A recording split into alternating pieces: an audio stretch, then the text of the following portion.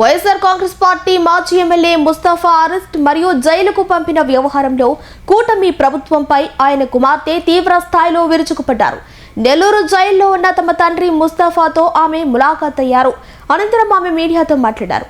తమకు రావాల్సిన 36 లక్షల రూపాయలు పొగాకు బకాయిల విషయమై న్యాయం కోసం పోలీస్ స్టేషన్కు వెళ్తే తిరిగి వైఎస్ఆర్సీపీ మాజీ ఎమ్మెల్యే ముస్తఫా పైనే నూజువేడు పోలీస్ స్టేషన్లో అక్రమ కేసులు బనాయించి జైలుకు పంపారని ఆవేదన వ్యక్తం చేశారు.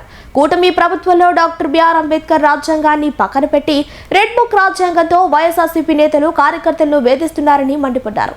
వైఎస్ జగన్మోహన్ రెడ్డి ఇచ్చిన ధైర్యంతో న్యాయ పోరాటం చేస్తామని ఎంత మాత్రం తగ్గే ప్రసక్తే లేదని స్పష్టం చేశారు. ఈ రోజు నాన్నగారు ముస్తఫా గారిని ఈ రోజు కలవటం జరిగింది. ఆయన ధైర్యంగానే ఉన్నారు. అలాగే మరి ఈ కేసు విషయంలో చూసుకుంటే ఎవరో ఒకళ్ళు డబ్బులు ఇవ్వాల్సింది పోయి ఒక మరి మీడియేటర్ అయిన వ్యక్తి డబ్బులు ఇవ్వాల్సింది పోయి డబ్బులు ఇచ్చి తిరిగి మేము కేసు పెట్టించుకొని ఈ రోజు జైలు పాలు అవ్వాల్సి వచ్చింది. ఈ కూటమి ప్రభుత్వంలో రెడ్ బుక్ రాజ్యాంగంలో బిఆర్ అంబేద్కర్ గారు రాసిన రాజ్యాంగం, ఆయన తీసుకొని వచ్చిన ఈ లా అండ్ ఆర్డర్లు ఇవన్నీ తీసుకొని వచ్చి ఈ రోజు ఈ కూటమి ప్రభుత్వం దాన్ని మిస్యూజ్ చేసి ఏ విధంగా ఈ రాష్ట్రంలో ఉన్న వైఎస్ఆర్సీపీ నేతల మీద కానీ వైఎస్ఆర్సీపీ యాక్టివ్గా ఉన్న ప్రతి ఒక్కళ్ళ మీద కూడా ఏ విధంగా కేసులు పెడుతున్నారు ప్రతి ఒక్కళ్ళు కూడా చూస్తున్నారు. ఎక్కడ చూసినా కూడా అరాచకాలతో ఈ పాలన జరుగుతుంది. ఈ అరాచక పాలనలోనే మరి వాళ్ళు ఆనందం పొందడానికి ఎవరు దొరుకుతారా ఎక్కడ దొరుకుతారా అని చెప్పి చూసుకుంటూ ఉన్నారు.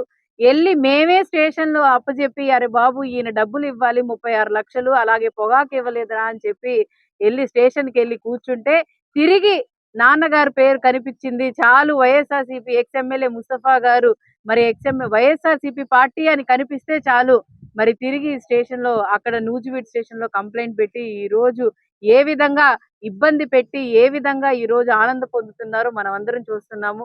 నాన్నగారు ఎక్కడా కూడా ఏ విషయంలో కూడా ఆయన ఆచితూచి అడిగేసే వ్యక్తి మీద ఈ రోజు మీరు అక్రమంగా కేసు పెట్టారు. ఖచ్చితంగా తప్పనిసరిగా మా నాన్నగారు ఒకటే అంటారు, దేవుడు చూసుకుంటాడని చెప్పి. దేవుడు ఖచ్చితంగా మీ కూటమి ప్రభుత్వాన్ని చూసుకుంటాడు. దేవుడు ఖచ్చితంగా ఎవరెవరు దీని వెనకాల ఉండి నడిపిస్తున్నారు ప్రతి ఒక్కరిని కూడా చూసుకుంటారని చెప్పి తెలియజేస్తున్నా. అలాగే జగన్మోహన్ రెడ్డి గారు మా ధైర్యమే ఆయన ఏ విషయంలో అయినా కూడా మాకు ధైర్యం ఇస్తారు. ఖచ్చితంగా ఆ ధైర్యంతోనే ముందుకు నడుస్తాం. ఇలాంటివి ఎన్నో వస్తాయి, తెగించి ముందుకు నడుస్తాం. ఎందుకంటే ఎక్కడా కూడా వైఎస్ఆర్సీపీ నేతలు గాని నాయకులు గాని ఎవ్వరు కూడా తప్పు చేయము. తప్పు చేసే నాయకుడు మాతో తప్పు చేయించడు. అదే విధంగా మేము నడుస్తాం. అలాగే ఈ రోజు ఏదో జైలుకి వెళ్ళారు, ఏదో బాధపడి తగ్గుతామని అనుకుంటున్నారు. ఖచ్చితంగా ఎక్కడా కూడా తగ్గే పరిస్థితులు లేదు. మీరు చేసే అరాచకాలని ప్రజల్ని చూపిస్తానే ఉంటాం.